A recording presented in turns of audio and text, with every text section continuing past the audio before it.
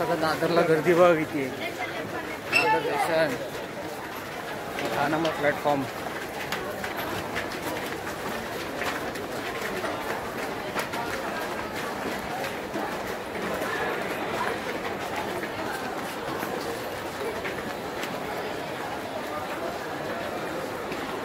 नमस्कार मित्रांनो, शुभ सकाळ. मी विजय बाबे, नवीन ब्लॉगमध्ये तुमचं सर्वांचं स्वागत आहे. आज चाललो गावी मी सिमल्यासाठी. तुमचं स्वागत आहे दादर स्टेशनवरनं. आणि आता ही माझी गाडी जनशताब्दी 5:25ची आहे. येईल आता. चला मग आज जनशताब्दीचा प्रवास आहे, तुम्हाला सर्वांना दाखवतो. आपली गाडी टाईमवरती आली आहे 5:25ची.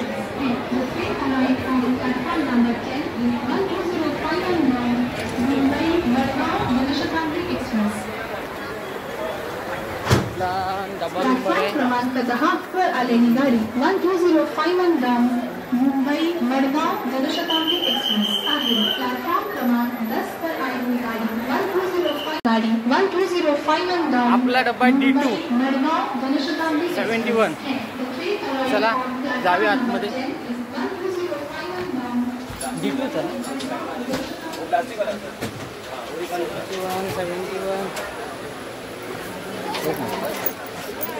इकडे दोन आहे.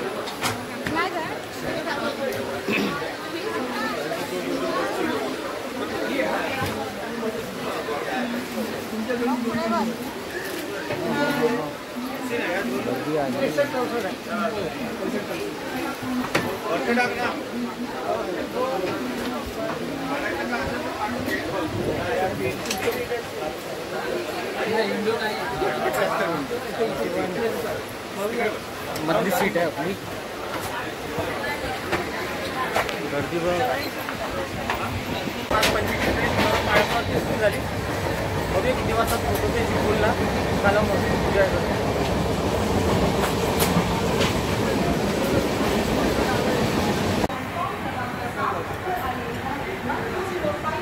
ठाणा आलं. मुंबई मडगाव जनशताब्दी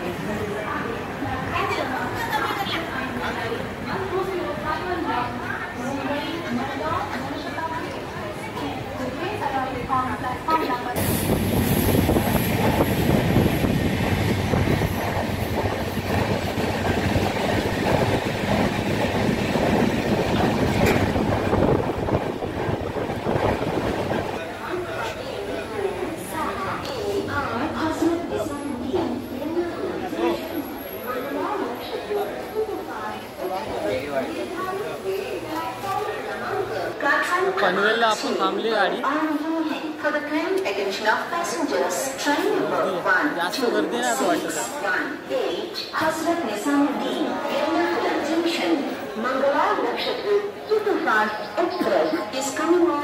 जास्त काय गर्दी वाटत नाही आज ट्रेनला.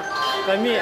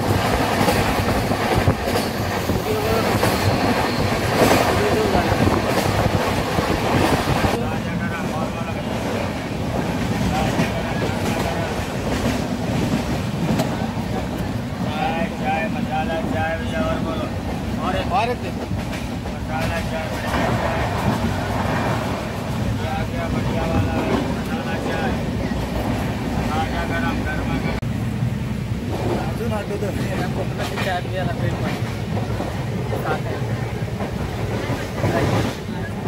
चालू आहे. चिपळूणला सोबत आहे. चिपळूण बंद दोघांनी. बघूया पुस्तक घेऊन या म्हणून. नाही काय आपण सकाळी तिकीट काढू शकतो. आपण चालू तिकीट काढलं की वेगळे जास्त पैसे.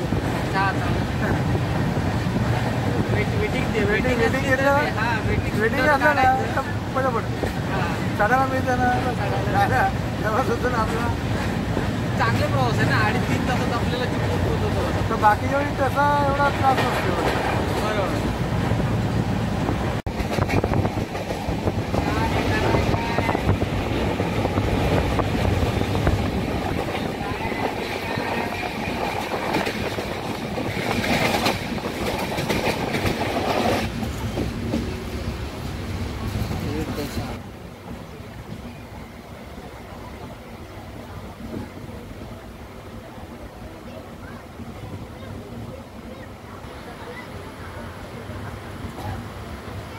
ट्रेन स्टेशन आलंय, गर्दीच नाही प्लॅटफॉर्मला, कोणच नाही.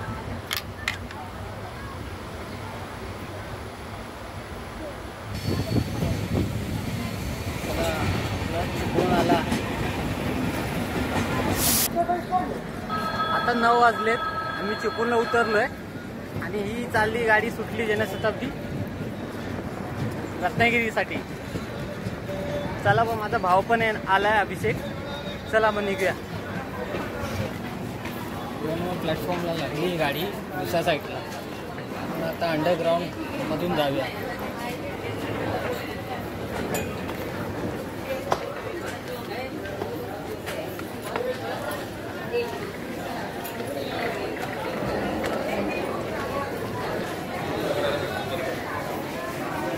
चाकरमणी बघा किती आलेत शिमग्यासाठी गावी. हे बघा किती गर्दी, बापरे.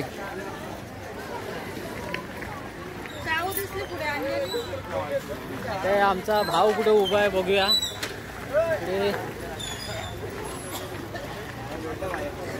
गर्दी बघा किती चाकरमणी आलेत गावी.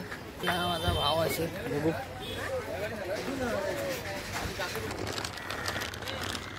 हे बघा माझा भाव बाईक घेऊन आलाय. चला बरं झालं. या आठवड्याची मजा करायला आलाय गावी अगोदरच. हा, त्यानंतर हा दुसरा. ह्याला काल सोडलेलं, काल आला हा गावी आणि आज मी.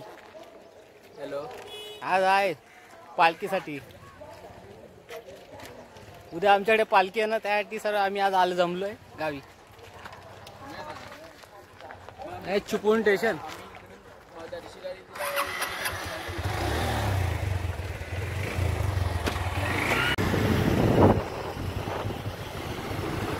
चार रस्ते चांगले आहे, 4 पत्ती रस्ते.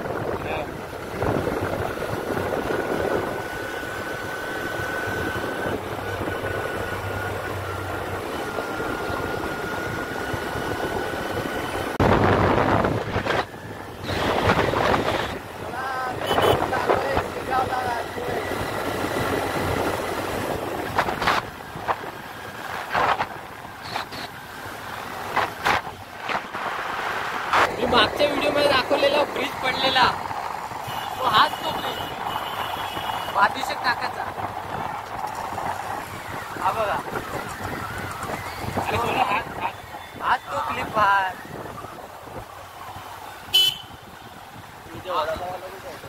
बाजूशेक नाक्याला आलोय आम्ही. हाच तो ब्रिज इथे पडलेला. गाडी लावून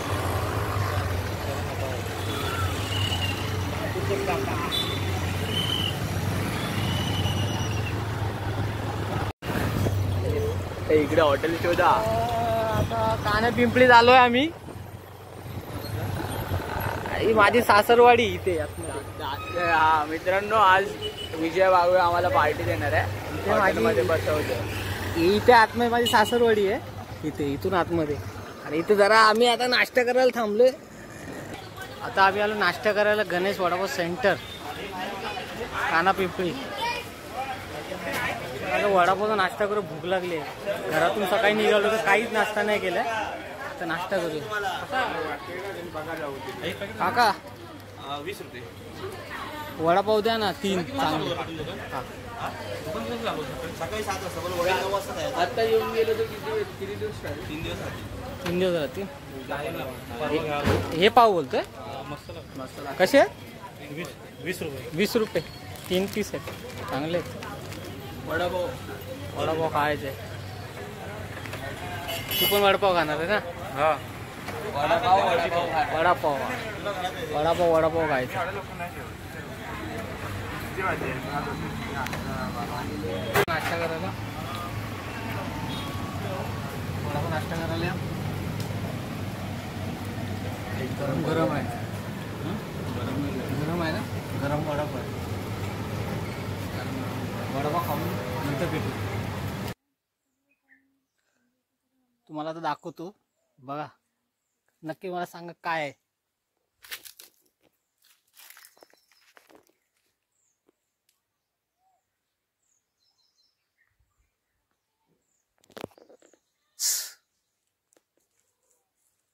पाण्यात आहे ना, दिसत नाही बरोबर.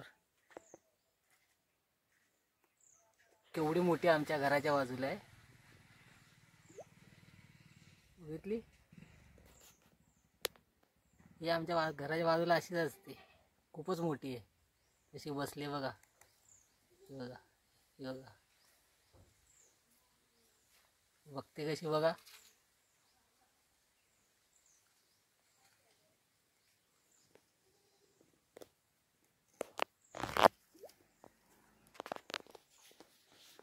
एक तासापूर्वीच घरी आलो.